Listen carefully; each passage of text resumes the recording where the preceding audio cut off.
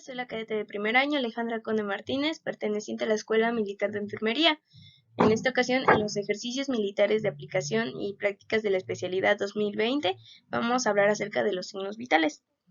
Bueno, los signos vitales son fenómenos o manifestaciones objetivas que se pueden percibir y medir en un organismo vivo. Esto es de manera constante y pueden variar de un individuo a otro y también pueden variar en los diferentes momentos del día. Es decir, no es lo mismo una medida o no puede llegar a ser lo mismo una medida que se tome en el día a una que se tome en la noche. Estas mediciones pues nos ayudan a establecer un diagnóstico y también existen factores que pueden llegar a alterar los resultados, como pueden ser la edad, el sexo, si está en estado de embarazo, la actividad física y si se encuentra bajo un tratamiento médico. Ahora vamos a hablar de la temperatura corporal. La temperatura corporal es el grado de calor mantenido en el cuerpo por el equilibrio entre la termogénesis y la termólisis. En la termogénesis, pues la temperatura corporal aumenta y esto da pie a que el individuo pues comience el reflejo de la sudoración, de la vasodilatación, que es el aumento del diámetro de los vasos sanguíneos, y la hiperventilación, mientras que en la termólisis pues es todo lo contrario, la temperatura corporal decae y pues esto propicia que haya una vasoconstricción, es decir, el diámetro de los vasos sanguíneos se reduce, así como una inhibición del sudor y pues surgen las contracciones musculares que nosotros conocemos como los temblores. Asimismo, el centro termorregulador de la temperatura corporal pues es el hipotálamo. Como podemos ver aquí en la diapositiva, la medida para poder hablar de la temperatura corporal pues son los grados centígrados y pues tenemos que lo que es la hipotermia, la eutermia y la hipertermia. En la eutermia, como el inicio lo dice EU, verdadero, pues quiere decir la temperatura establecida como normal y va de los 36 grados a los 37.5. La hipotermia, como podemos observar, hipo por debajo de, pues va a todo por debajo de los 36 grados centígrados. En cambio, la hipertermia, pues tenemos tres clasificaciones, que puede ser la febrícula, que va de los 37.5 a los 38 grados centígrados, la fiebre moderada, que va de los 38 a los 39, y finalmente la fiebre alta, que va por encima de los 39 grados centígrados. Vamos a usar para realizar esta valoración pues son las torundas alcoholadas y las distintas presentaciones de termómetro que podemos encontrar en el mercado. Las torundas alcoholadas pues son para limpiar el termómetro antes y después de su uso. En los que podemos tomar la temperatura, pues está la arteria temporal, es una de ellas. Podemos deslizar lentamente el termómetro, como podemos ver, de lado a lado en la frente, y pues también debemos de hacer contacto con la piel, debemos de mantener este movimiento y cuando lleguemos a la línea donde empieza el cabello, pues paramos y regresamos. Una vez terminado este proceso, pues vamos a proceder a leer la cifra que nos arroja el termómetro en la pantalla.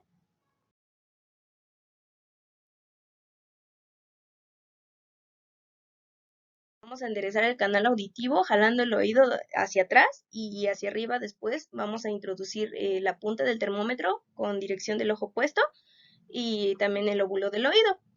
Esta pues localización, esta región, está influenciada por el cerumen y pues la fisiología que tiene el conducto auditivo. La temperatura es por vía oral, donde se coloca el bulbo bajo la lengua, como podemos observar, se cierra la boca y se utilizan los labios para mantener el termómetro fijo por 2 minutos. Por el lugar axilar, pues colocamos el termómetro dentro de la axila y posterior a esto vamos a proceder a tomar el brazo y hacer presión contra el pecho por 3 minutos. Esta medida pues puede variar con la transpiración de la piel, por eso es muy importante o se sugiere en algunas ocasiones hacer una limpieza previa con una torunda. Por vía rectal es importante colocar primeramente lubricante en el bulbo del termómetro en una superficie de longitud aproximadamente de 3 centímetros. Vamos a separar los glúteos de tal forma que podamos visualizar el esfínter anal e introduciremos la punta del termómetro a unos 4 o 5 centímetros aproximadamente.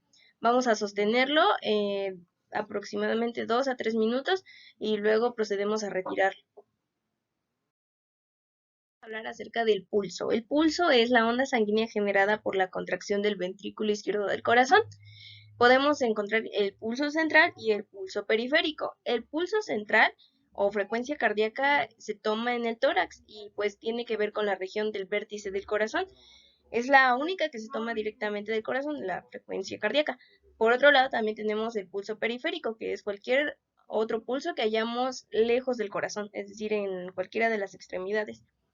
Hay factores que pueden modificar la frecuencia del pulso, como son las enfermedades, la edad, el sexo, la actividad física y pues el estado emocional de la persona.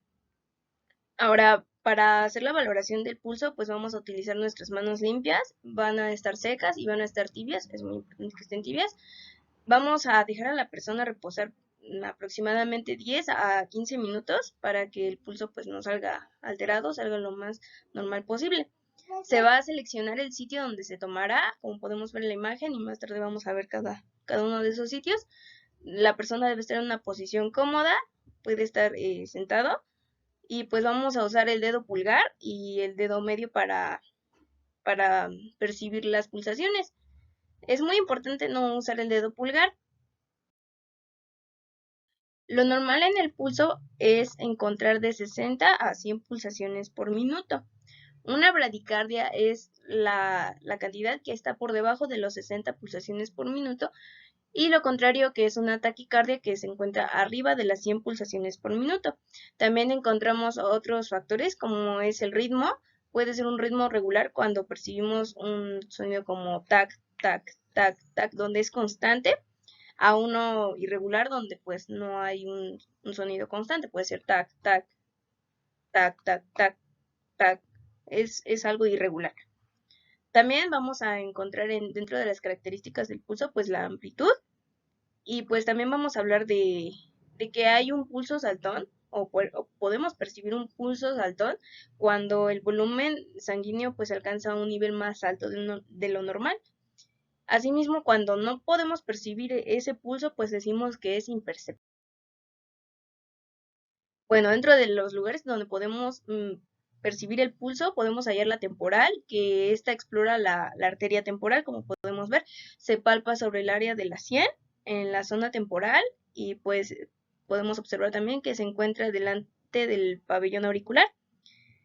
Entonces, esta sigue un trayecto, como podemos ver, se encuentra en la parte de la ceja y pues se dirige al cuero cabelludo o a la zona de la patilla. También encontramos otro lugar que puede ser en la zona carótida, que explora pues la arteria carótida y sigue los bordes del ángulo de la mandíbula. Como podemos ver, se encuentra pues aquí abajo al borde de la misma. También podemos hallar la axilar, que explora la arteria axilar. Se palpa pues en la línea media de la axila, como podemos observar, y pues el brazo tiene que estar en una rotación externa o levantada. Vamos a hallar la zona braquial, que pues explora la arteria, como podemos ver, la braquial. Se palpa sobre la cara anterior del pliegue del codo, es decir, al frente del codo. Podemos hallar la radial, que explora la arteria radial. Se palpa en la cara anterior y lateral de la muñeca, como podemos observar ahí en la imagen. La zona femoral, donde también podemos tomarla, explora la arteria femoral, como podemos ver, y se encuentra por debajo del ligamento del pliegue de la línea ilíaca, y pues se encuentra al costado de la sínfisis pubis. La popltea es la que explora la arteria popltea, se palpa en la cara posterior, es decir, por detrás de las rodillas, y pues esta puede ser tomada cuando el paciente se encuentra en decúbito dorsal o en decúbito prono.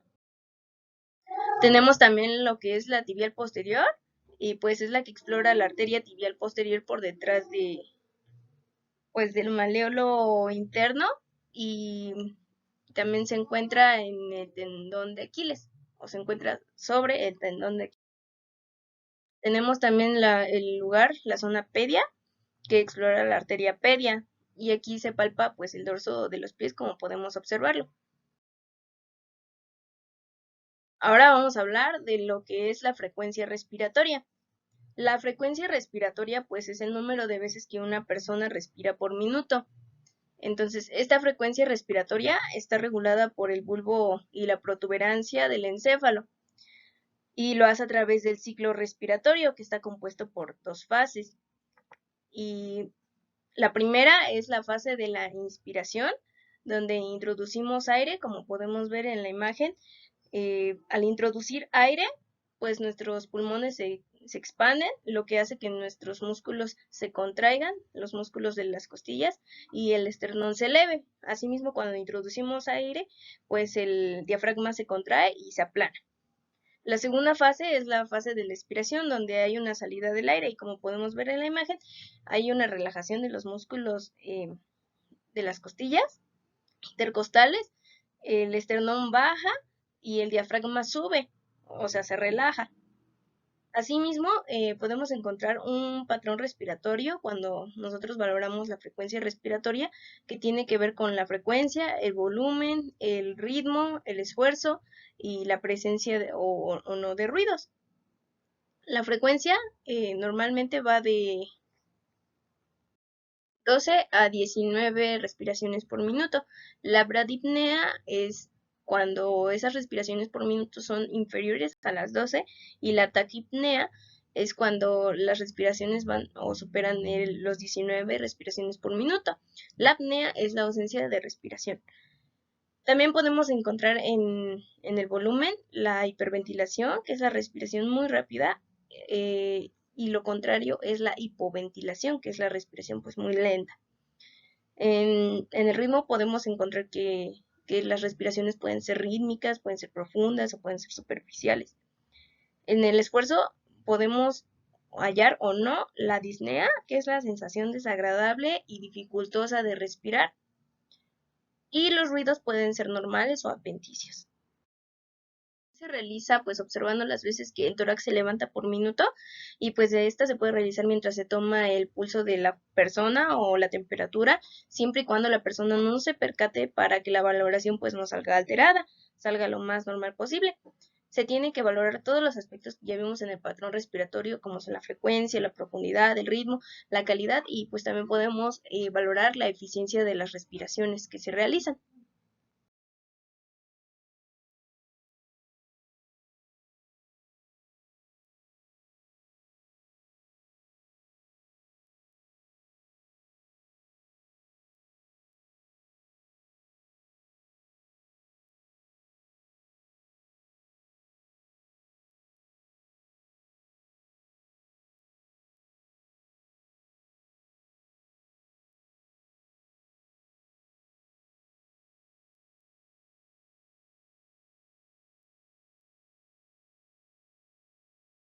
Presión arterial. La presión arterial es la presión ejercida por la sangre cuando fluye o pasa a través de los vasos sanguíneos, en este caso de las arterias.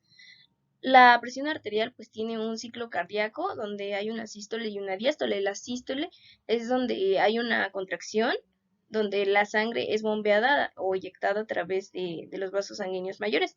Y una diástole pues es lo contrario, donde existe una relajación de los vasos sanguíneos y el número en una lectura de presión arterial pues es muy chico o es menor que el de la sístole. También encontramos pues los valores normales, el valor elevado, hipertensión tipo 1, hipertensión tipo 2 y la crisis de hipertensión. Dentro de los valores que consideramos normales, encontramos que la sístole es menor a 120, al igual que la diástole, que va a menor de 80. Una presión arterial elevada puede ir de los 120 a los 129 de sístole y pues debe ser menor a 80 en la diástole. La hipertensión de tipo 1 va de los 130 hasta los 139 sobre 80 a 89. La hipertensión tipo 2 va de los 140 o más en sístole y de 90 o más en diástole. Y finalmente la crisis de hipertensión pues es más alta de 180 en sístole y es más alta de 120 en diástole. material, primero vamos a indicar a la persona que descanse sentado, le vamos a ayudar a colocar el brazo en posición supina. Vamos a colocar el baumanómetro en un sitio cercano y visible y vamos a proceder a colocar el brazalete alrededor del brazo. Lo vamos a colocar 2.5 centímetros por encima de la articulación del brazo, del codo, a la altura del corazón. Vamos a localizar la pulsación más fuerte y vamos a colocar el estetoscopio en ese lugar.